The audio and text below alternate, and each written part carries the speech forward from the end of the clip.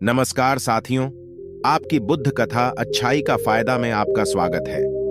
आज हम आपके लिए लाए हैं गौतम बुद्ध का वृतांत। अच्छाई का फायदा प्रस्तुत कहानी से आपको प्रेरणा मिलेगी। महात्मा बुद्ध के अस्तित्व में ऐसी अनगिनत घटनाएं हैं जो हमें रोजमर्रा की जिंदगी में सही रास्ता दिखाती हैं। दरअसल आज भी हम आपके लिए उनके जीवन का एक किस्सा एक कहानी के माध्यम से लेकर आए हैं।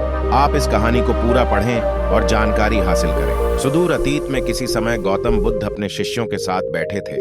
उसी समय राजा अजातशत्रु वहां पहुंचे और बुद्ध से कहा, हे बुद्ध, जब से मैं आपका अनुयायी बना हूं तब से हर कोई मेरा फायदा उठा रहा है। आपके शिष्य बनने से पहले हर कोई मुझसे डरता था, क्योंकि उस समय मैं बेहद क्रूर था और मैंने कभी भी किसी को मृत्यु दंड देने के बारे में लंबे समय तक नहीं सोचा था। फिर भी आपका भक्त बनने के बाद मैं किसी को डांटना नहीं चाहता और न ही नाराज होना चाहता हूं। मैं शांत हो गया हूं और हर किसी को सहानुभूति की नजर से देखता हूं, लेकिन कुछ लोग मेरे बदलाव का फायदा उठा रहे हैं और इसने मेरे राज्य के लोगों को एक तरह के संकट में डाल दिया है। कृपया मुझे बताएं कि अब मुझे क्या करना चाहिए। राजा अजातशत्रु की यह बात सुनकर गौतम बुद्ध उन्हें एक कहानी सुनाते हैं और कहानी कुछ इस प्रकार है। बहुत समय पहले एक बड़े पेड़ के नीचे एक खतरनाक सांप रहता था। वह पेड़ एक कस्बे के निकट एक कोने में हुआ करता था। वहां लोग अक्सर दिन और रात की शुरुआत में आते हैं। वे सभाएं करते थे और झगड़ते थे, लेकिन जब से वह सांप उस पेड़ के पास देखा गया, लोगों ने वहां जाना छोड़ दिया। लेकिन कुछ लोग जानबूझकर सांप को देखने और उसे परेशान करने के लिए वहां आ जाते थे।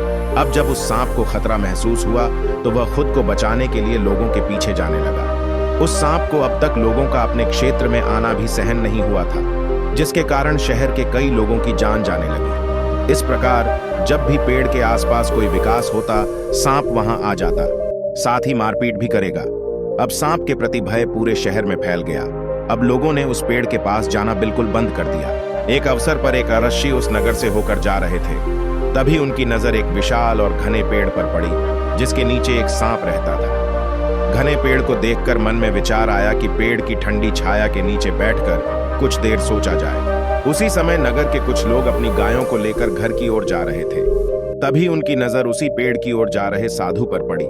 तभी लोगों ने उस साधु को सांप के बारे में चेतावनी दी और कहा कि तुम्हें ऐसा नहीं करना चाहिए। उस पेड़ के पास जाओ, वहां एक खतरनाक सांप रहता है जो छोटी से छोटी जगह पर भी हमला कर देता है और अब तक कई लोगों को निगल चुका है। व्यक्तियों के ये भाव सुनकर साधु मुस्कुराया और उस पेड़ की ओर चल दिया।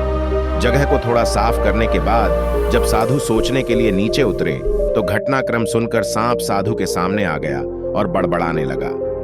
बड़बड़ाहट की आवाज से साधु की आंखें खुल जाती हैं और वह सांप की जांच करने लगता है। उन्होंने सांप की आंखों की जांच की और एक मंत्र कहा और उसके मुंह से हवा फूंकी।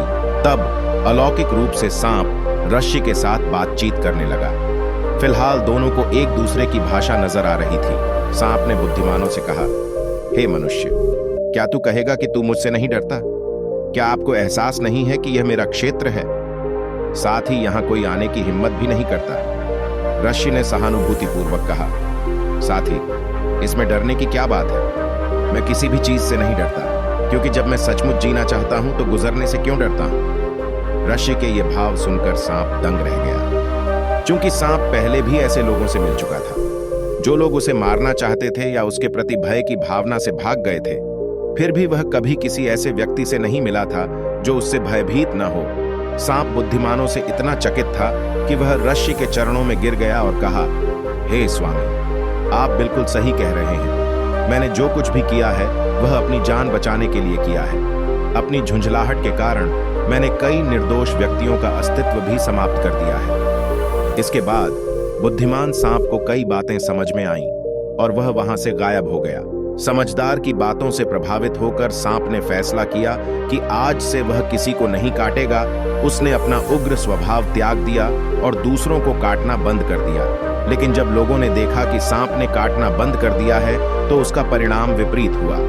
व्यक्तियों, इसलिए लोगों ने उसका शोषण करना शुरू कर दिया। जो उससे दूर जाता था वे उसके पास जाने लगे और सांप को परेशान करने लगे।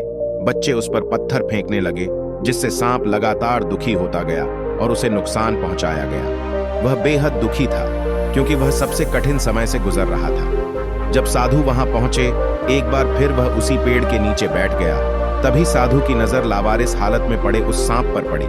साधु ने सांप से पूछा, साथी, तुम्हारी यह हालत कैसे हो गई? तुम्हें इतना नुकसान कैसे हुआ और ऐसी निराशाजनक स्थिति कैसे आ सकती है? सांप ने कहा, जब से आपने मुझे अपना उग्र स्वभाव त्यागने को कहा है, तब से मैंने यह निश्चय कर लिया है कि अब मैं किसी के पीछे नहीं जाऊंगा। मैंने क्रोध छोड़ दिया है और सद्भावना अपना ली है, जिसके फलस्वरूप इन कामातुर लोगों ने मुझे परेशान करना छोड़ दिया है। वे नियंत्रण से बाहर होने लगे। कुछ को पत्थरों से मार डाला गया और कुछ को लाठियों से पीटा गया और गायब कर दिया गया। सांप की ओर ध्यान देने के बाद पुजारी ने कहा, साथी, मैंने तुमसे कहा था कि व्यर्थ में दूसरों को मत काटो, बल्कि मैंने तुम्हें अपनी आत्मरक्षा के लिए पीछा करने से नहीं रोका। कहानी का वर्णन करने के बाद बुद्ध ने भगवान से कहा, हे शासक, तुमने भी मेरी बातों का गलत मतलब निकाला। मैंने कहा था कि तुम अपना दायित्व छोड़ दो, हालांकि आप अतिरिक्त रूप से अपने कर्तव्य से भटक गए। आप एक स्वामी हैं, इसलिए पूर्ण पवित्र व्यक्ति की तरह व्यवहार करना आपको खतरे में डाल सकता है। मैं तुम्हें सिर्फ अंदर से प्यार करता हूं। समय की एक महिला की तरह जीने की जरूरत है और जाहिर तौर पर एक स्वामी की तरह, ताकि जरूरत पड़ने पर आप अपने परिजनों और राज्य की सुरक्षा कर सकें। दोस्तों, बिल्कुल ऐसा ही जंगल में होता है। सबसे सीधे पेड़ को पहले काटा जाता है और इसी तरह का कानून दुनिया के लोगों पर लागू होता है। महान निर्दोष लोगों का शोषण किया जाता है।